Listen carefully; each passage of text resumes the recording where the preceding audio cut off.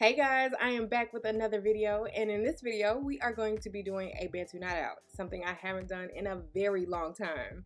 Now I will be using the entire Luster's Pink Shea Butter Coconut Oil collection. So let's go ahead and get started.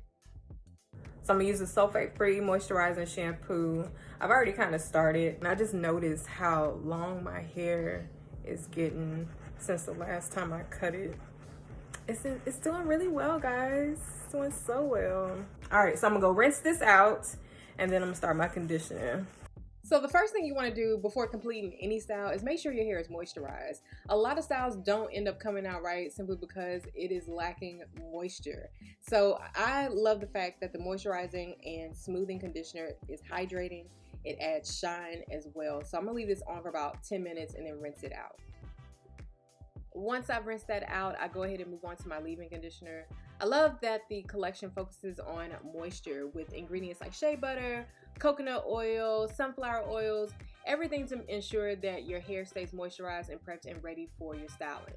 So I blew my hair out for the style and I moved on to my favorite. This is the original pink oil moisturizer. So I'm just gonna smooth this on with a praying motion and make sure that my hair, every section of my hair, get some of that pink oil moisturizer. Now the next step for my styling, I'm going to use the curl and twist pudding, and for my edges I'm going to use the smooth and hold edge gel. I use it faithfully. So after laying your edges down, go ahead and add the curl and twist pudding. Don't add too much because it'll revert your curls back and it'll defeat the purpose of actually blowing your hair out. Also, while twisting your hair, you start from the base. Don't do it too tight because you can mess around and pull on your edges and it'll just be uncomfortable to be walking around with severely tight Bantu knots, and then it'll also take longer for it to dry.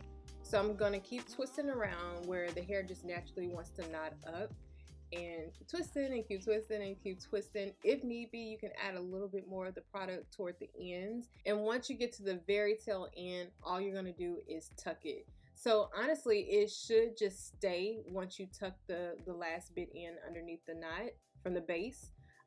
If not, you can just add some bobby pins there and the bobby pin will help keep it in place. So moving on to the next section, I went ahead and laid my edges down, added some of the curl and twist pudding, and I start from the base and just start twisting.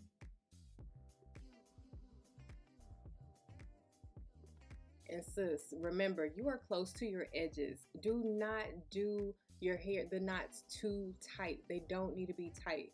When they're tight, if they're tight, does not mean that the style is going to come out 10 times better. So do it to the point where you can bear it, where it's not too tight but still got some type of, has some type of hold to it. Now just keep twisting and twisting, and then like I said, you can add some more product toward the end, and if need be, grab a comb and just kind of comb out the end piece so it can be a smooth finish, and then just wrap it around and tuck it at the base. So again, for those of you who want a more chunkier Bantu Knot Out, make sure that you're not adding too much product. The first time I did this, I did, and the product alone is super moisturizing, so I was quite excessive with how much product I was using. So the result of that is me having to redo my Bantu knots. And so when I redid them and added less product, my hair was still super moisturized, but my hair was 100% dry. And again, if you're doing this on dry hair, it can revert the curls back. So just make sure you're not adding too much product, because a little goes a long way. Not a lot goes a long way, a little goes a long way. So it is the next day. I left them in overnight, and I also sat under a dryer for about 2 hours. I'm now going to get ready to unravel my Bantu knots using the glosser. This adds shine, eliminates frizz. So while I'm taking these down, I want little to no frizz as possible. So just make sure for a controlled spray, you can spray it into your hands, and then just go ahead and start unraveling, and then separate and kind of twirl around your fingers so you can make sure that you are not creating any frizz.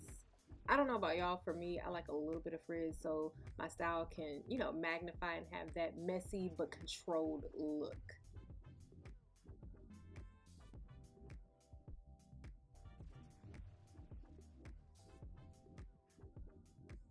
From there, I'm just going to add some volume by fluffing out my roots, and then grab the Smooth and Hold Edge Gel and just kind of tame these edges.